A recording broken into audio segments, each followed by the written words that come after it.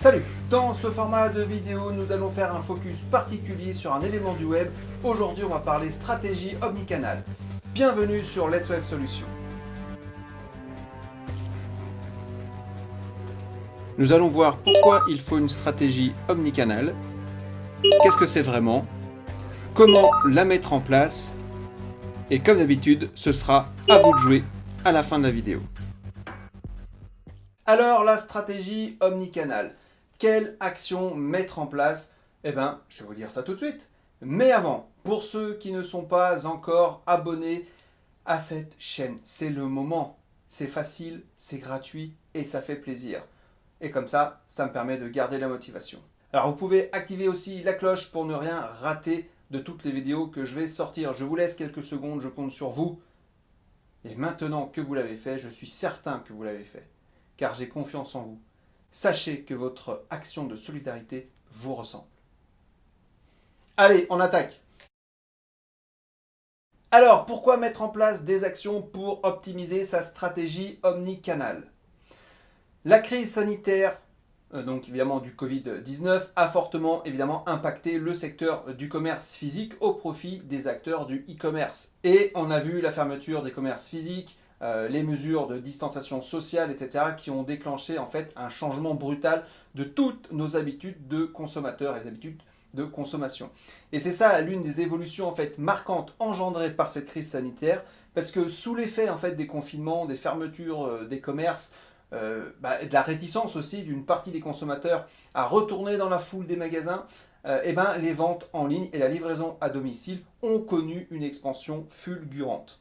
Quelques chiffres. Parmi les Français ayant réalisé un achat sur Internet sur les 12 derniers mois, 37% disent le faire le plus souvent depuis le début de l'épidémie, selon une enquête de l'Institut YouGov, qui a été publiée là récemment en février 2021. Et au total, c'est 9 Français sur 10 qui ont commandé un produit en ligne au cours de l'année qui vient de s'écouler. Alors, sur quel type de produits ont-ils jeté leur dévolu lors de ces achats? Il y a les vêtements et les chaussures, les accessoires qui arrivent en tête avec 58% des commandes, donc au cours de l'année 2021, et d'après 2021-2020. Et d'après cette étude, suivent les produits culturels 47% et les appareils high-tech et électroménagers à 39%. Alors maintenant, la question qu'il faut se poser, est-ce pour autant la fin du commerce de proximité? Alors, personnellement, je ne pense pas encore. La crise, évidemment, a réveillé une certaine conscience que le commerce, en fait, c'est bien plus qu'une transaction financière, c'est une interaction, c'est une relation entre le client et une entreprise. Bref, ça reste une expérience. On parle d'expérience, évidemment, client. Et en ce sens, les magasins physiques auront toujours, toujours pas forcément, mais ont un avantage en ce moment sur les sites e-commerce.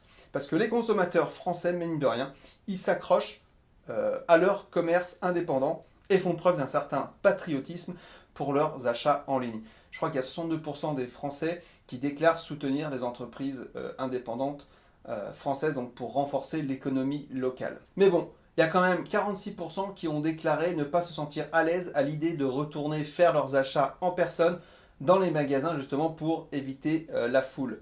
Et ça reste quand même un frein. Et donc, ils continuent de récupérer leurs commandes en magasin ou en point relais, je crois qu'il y a plus de 60%. Donc maintenant, qu'est-ce que doivent faire les marques? Il faut qu'elles continuent leurs efforts pour renforcer leur présence en ligne, mais aussi offrir un meilleur parcours d'achat qui va allier le service de la proximité des commerces physiques et la flexibilité et la praticité du e-commerce. En gros, elles vont devoir adopter une véritable stratégie omnicanal. Et c'est exactement ce que je vais vous apprendre à faire dans mon programme Web Starter Pack. Vraiment, allez jeter un coup d'œil, j'en parle souvent, mais allez jeter un coup d'œil dessus. Ça pourrait vous aider et voire même vous sauver. Et en plus, il peut être totalement pris en charge financièrement. Alors maintenant, qu'est-ce que l'omnicanal? Aujourd'hui, le parcours d'achat d'un consommateur est de plus en plus compliqué, complexe, long, etc. Et donc, il va commencer souvent, par exemple, par la recherche d'une solution à un besoin, donc il va aller taper sur Internet.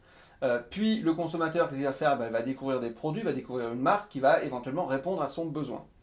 Ensuite, qu'est-ce qu'il va faire? Il va aller chercher les informations, il va aller chercher des avis, peut-être même qu'il va aller voir le produit dans un magasin qui est près de chez lui.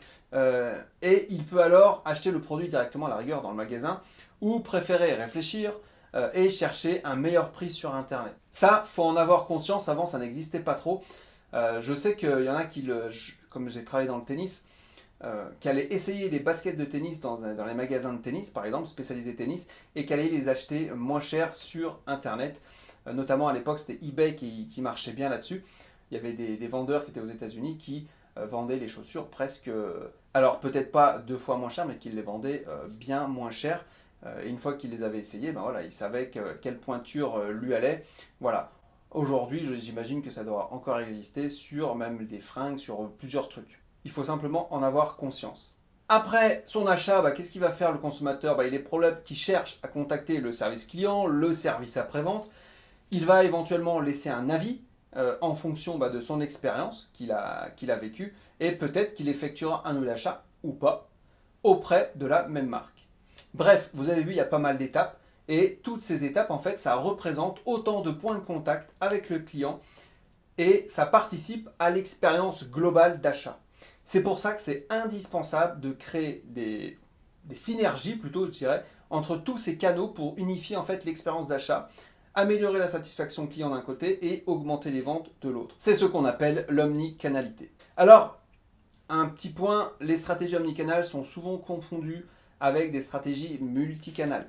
Alors, si les deux, en fait, elles misent sur la multiplication des points de contact avec leurs consommateurs, on est d'accord, les deux stratégies sont un petit peu différentes dans leur approche, parce qu'en fait, les entreprises qui s'appuient sur une démarche multicanale gèrent chaque canal indépendamment des autres. Par exemple, il va y avoir le réseau de magasins physiques d'un côté et le site de vente en ligne de l'autre. Et c'est pas rare d'ailleurs d'avoir des équipes ou même des budgets, des outils différents en fait selon les canaux. En gros, c'est une forme d'organisation en silo. Alors que la démarche omnicanale, elle ne s'intéresse pas aux canaux de vente en tant que tel, mais plutôt au client en fait dans son ensemble, en fait dans son comportement.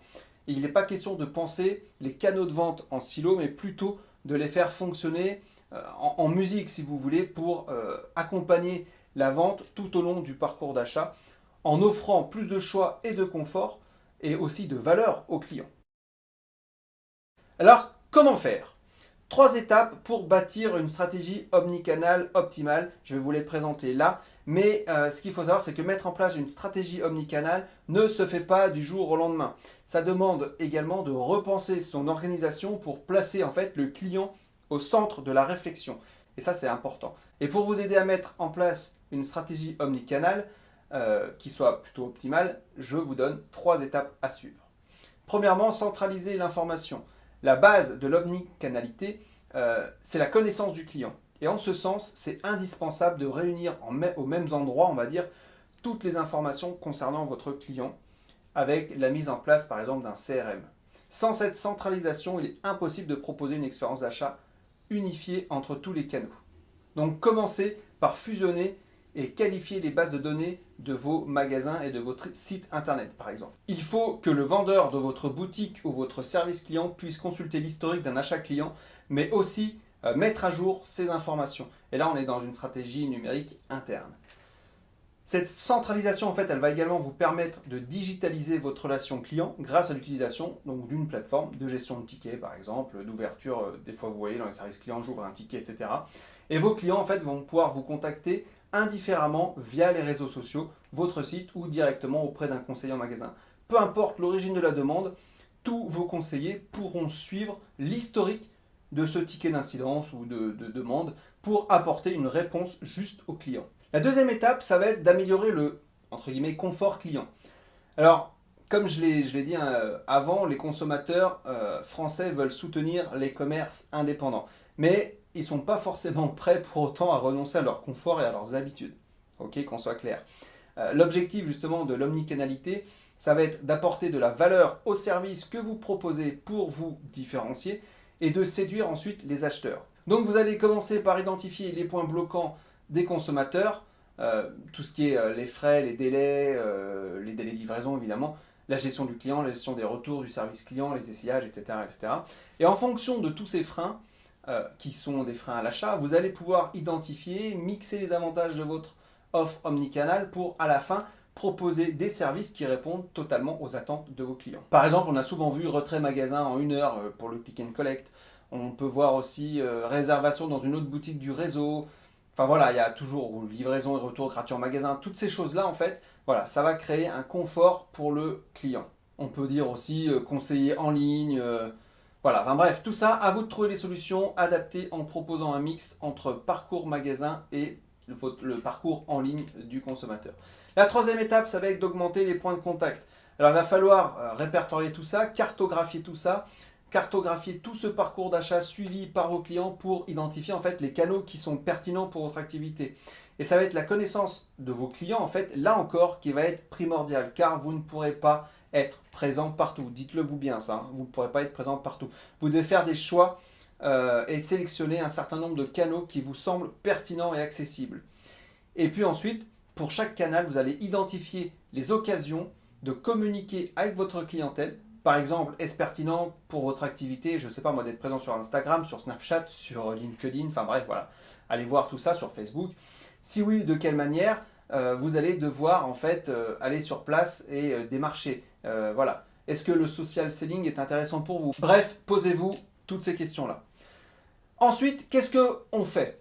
Alors, une fois que votre plan, vous avez établi, vous allez chercher ce qui peut être automatisé pour vous faire gagner du temps. Par exemple, il est tout à fait possible d'envoyer automatiquement une demande d'avis en ligne, par exemple à la réception du produit, ou encore de faire du remarketing sur les réseaux, par exemple pour relancer un visiteur qui n'a pas finalisé ses achats.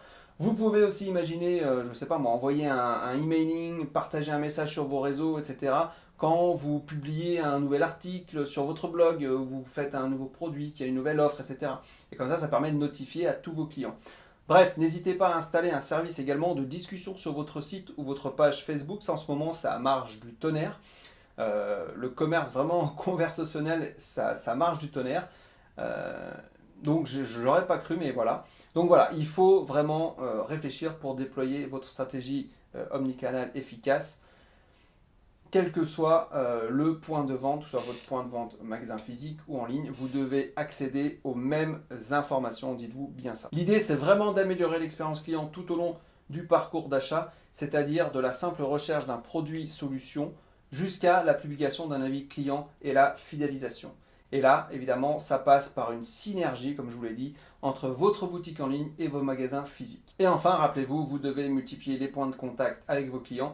Donc, soyez présents en fait, là où ils sont connectés et quand ils sont connectés. Ça, c'est très important. Et maintenant, j'ai envie de vous dire, c'est à vous de jouer. Vous allez analyser votre organisation par rapport aux 3 étapes qu'on vient de voir juste avant. Et voyez ce que vous pouvez modifier et améliorer. Moi, je vous souhaite bonne chance. Je suis sûr que vous allez y arriver. Voilà, si la vidéo vous a aidé et ou vous a plu, n'hésitez pas à mettre un pouce vers le haut pour montrer à YouTube comment cette vidéo est bien et moi ça me ferait super plaisir et vous aurez en contrepartie ma reconnaissance éternelle. Enfin je sais pas, on verra ça. Quant à moi, je vous dis à bientôt pour une prochaine vidéo. Ciao. Faites un tour sur elweb.fr pour découvrir mon catalogue de formations